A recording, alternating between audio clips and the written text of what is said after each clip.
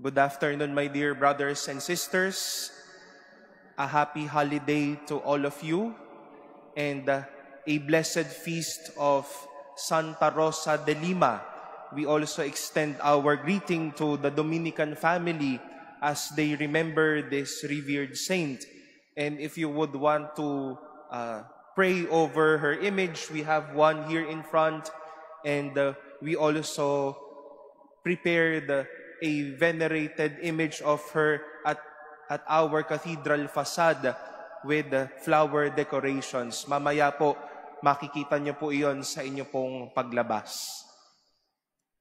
If I may ask you one thing, what keeps you up or awake every morning or when you feel tired and or lifeless?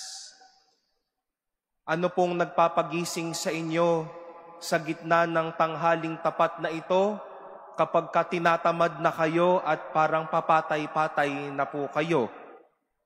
Siguro po ang iba, tatakbo sa kapihan para magkape. Some will eat, some will stretch out, some will get your phones, take a look at your loved ones, dance, some may even pray. We all have many ways how we can keep ourselves in upbeat mode, energetic and alive. We've heard the beautiful story in our first reading today from the book of the prophet Ezekiel. Ezekiel was led to a plain of bones. He was asked to prophesy to these bones so that these bones can have life again. But I think it was not only the words of Ezekiel that made these dead and lifeless bones alive again. The mere fact that it was God who commanded them to do so, it was Ezekiel's words that they heard. Such things made them alive. The mere fact that it was God's word and the love inside God and Ezekiel made these bones rise from their rests, rise from their graves. And if we will ask, how will life be lively and full of life?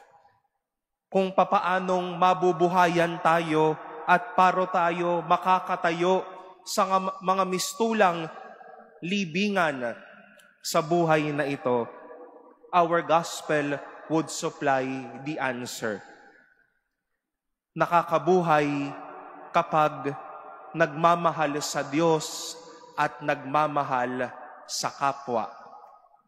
If we will love God and love our neighbor, we will lead them out of their graves. Love can be an experience of life. Love can be an experience of making others experience the color and the beauty of life once again. I'd like to address at least the couples here, mga mag-asawa, mga nagmamahalan ngayon, kahit hindi ninyo kasama ang inyong mga minamahal sa buhay, to all of us expressing I love yous and even love through those love languages. I hope that the next time we express love, let us make it a point that it is not plastic nor cheap. But as we express love, like Ezekiel, make it life-giving. Kapag nagmamahal, nagbibigay buhay. That when you offer presents, others will rise up. That when you offer loving words, others will be inspired. that when you offer a gift, others will smile. Diyan natin masasabi, ang pagmamahal ko nagbigay buhay sa iba. Kapag pinagdasal ko ang iba, kapag nagpuri ako sa Diyos, kapag dumamay ako sa ibang tao, hindi lang ako nagsasabi ng pagmamahal, kundi nagbigay buhay ako sa pagmamahal ko. When we love God and neighbor, let us make it sure that it will not only be pure expressions, but ways how we can give life to others. Mabuhayan nawa po ang iba dahil nagmamahal tayo.